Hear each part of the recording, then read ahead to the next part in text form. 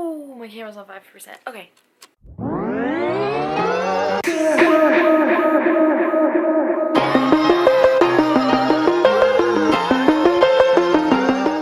Hey guys, it's Keeley, and today I'm going to be doing my March book haul, and this is overdue because if you can't tell, I am back from London, England.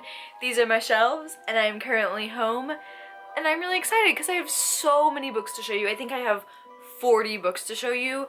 I know, it's ridiculous, but I'm really excited to show you these, and I don't want this video to be too long, so let's get on into it. This first book I have to show you is The Goldfish Boy by Lisa Thompson, and I picked this one up because I was in an airport and I read the synopsis, and it's about this boy who doesn't like to leave his house. Like, he's a germaphobe, he doesn't want to go outside because germs and all that stuff, but then a toddler next door goes missing and he decides to go outside and try to figure out this mystery and find this 2-year-old, and so I just thought it sounded interesting, so I picked it up. Also, I love this cover. I think it's adorable, and so it looks pretty good. The next little book that I picked up was also at the airport, and that is Kindred Spirits by Rainbow Rowell, and this is a short story she wrote for World Book Day in 2016, and it's about this girl who is a huge Star Wars fan, and so she goes and waits in line for days for the Star Wars movie premiere, and so relatable because, I mean, I didn't wait for days, but I used to wait for hours for movie premieres, and I also love Star Wars,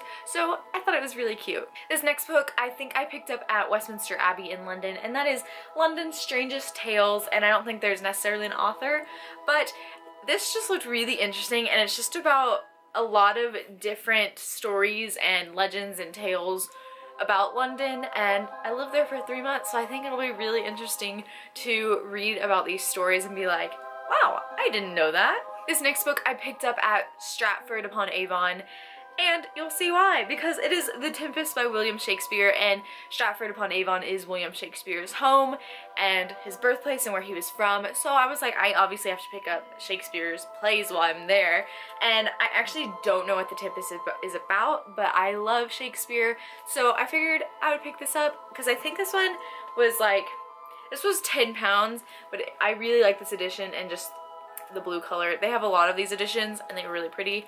But yeah, I went ahead and picked it up, and I think I got this one at Anne Hathaway's cottage. Another Shakespeare play that I picked up was Julius Caesar by William Shakespeare. I picked this one up at Stratford-upon-Avon because we actually saw this play while we were there, so I figured I would go ahead and pick it up and then see it, and it was great, and I'm excited to read this one because I've actually never read it either. This next Shakespeare play I actually don't know anything about, but I picked it up because I loved this edition, and it is The Taming of the Shrew by William Shakespeare, and it just has little lipstick marks all over it, so I thought it was really cute and really pretty. So, like I said, just want to collect all of his plays, so I got another one. These next 3 books are a part of a trilogy that I actually already own, and that is The Hunger Games, Catching Fire, and Mockingjay by Suzanne Collins. I own the American editions, and I think these are just like some UK covers, and I really like them. I got these all for £5 in, I think I also got them in Stratford-upon-Avon, just at a bookstore, and they're really beautiful, and this is one of those series that I absolutely loved, so I wanted to collect another edition because I just really like how sleek they look with the black covers. This next book I already actually own a copy of, but they're my mom's copies from her childhood, so I decided to pick this one up because I needed to read it for class even though I'd already read it, and that is The Lion, the Witch, and the Wardrobe by C.S. Lewis. Chronicles of Narnia, book 1 in publication order, book 2 in chronological order, depends on how you read it, but I love this series, will always love this series, and so I got this pretty like bright blue edition. This next book I got for my history class that I took in London, and that is Henry III by Stephen Church, and it's just a little edition all about Henry III, and I actually thought it was really interesting because I am really interested in kings and queens and the monarchy, and so I would really love to collect all of these editions. I think this is like a Penguin type of Alan Lane edition. I'm not really sure, but I really like it. This next book I also already own a copy of, but I picked this one up because it's a different, beautiful edition, and it was signed, and that is Light by Michael Grant. This is the 6th and final book in the Gone series, which I absolutely love the books that I've read in this series, and look, it has black pages, and then, like I said, it was signed, and I picked this up at Waterstones on Piccadilly. So if you ever go to London, go to that Waterstones because they have a ton of signed books. This next book I picked up also at Waterstones on Piccadilly, and I have read this book, but it was a long time ago, but I never owned a copy, and that is 13 Reasons Why by J. Asher. This is about a girl named Hannah who commits suicide, and the boy Clay finds these tapes that Hannah made, and they are each reason why she committed suicide. And if you haven't heard, it is now a Netflix show, which I will be really surprised if you hadn't heard it, but I haven't watched the show yet. I really would like to reread this, but I probably won't before I watch the show because I really just want to watch it already. But I remember enjoying this when I read it. This next book I also picked up at Waterstones on Piccadilly, and that is The Petrified Flesh by Cornelia Funk, and this is book 1 in the Reckless series. I picked this one up because, once again, Waterstones coming in clutch. It is signed, and I really love Cornelia Funk. I've only read one book by her, and that one book I read is one of my favorite books ever, and it's a children's book, but I love it.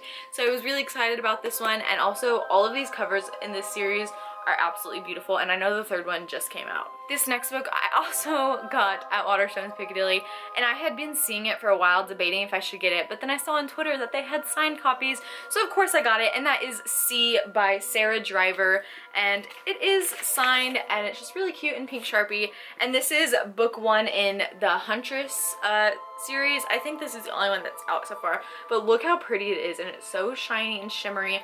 Not really sure what it's about, but honestly, cover by, and I'm not ashamed. This next book I got when I was at the Bronte sisters' house, and that is Wuthering Heights by Emily Bronte. I have been wanting to read this since I read Twilight because Bella read it for school, so obviously.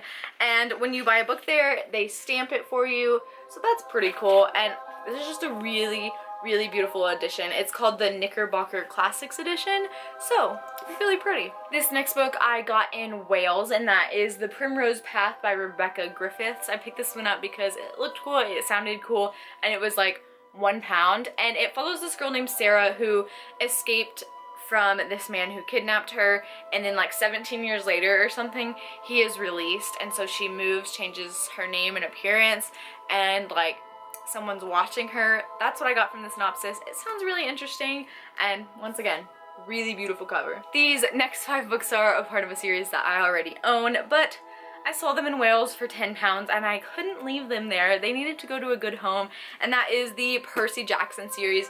So it has The Lightning Thief, The Sea of Monsters, The Titan's Curse, The Battle of the Labyrinth, and The Last Olympian. I'm not going to take them out just because I haven't even taken the plastic off, and I probably won't because I have nowhere to put all these books right now because I have no more space on my 4-book shelf, so I'm gonna get another one.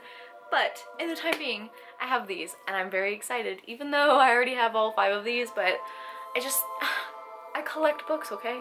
Okay, so this book has a very long title, and I got it because I was reading it for my English class in London, and that is The Guernsey Literary and Potato Peel Society by Mary Ann Schaefer and Annie Barrows. And this I actually enjoyed way more than I thought I was going to. It follows this woman named Juliet in the midst of World War II, or like as it's kind of ending, and she gets this letter out of the blue from this man in Guernsey, and he was like, hey, I found one of your books and I wanted to tell you how much I loved it. And then she decides to go to Guernsey and discovers all about the German occupation in the Channel Islands, and it's told completely in letters, which was really cool, and I really enjoyed it. So yeah, if you're interested, pick it up.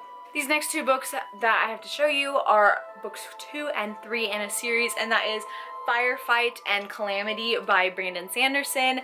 I'm not sure. Okay, the series is called The Reckoner, so this is book 2 and 3, and my mom bought these while I was gone, so I actually didn't get these in London because she read this series while I was gone and decided to buy the other books to add to my collection because I have the first one.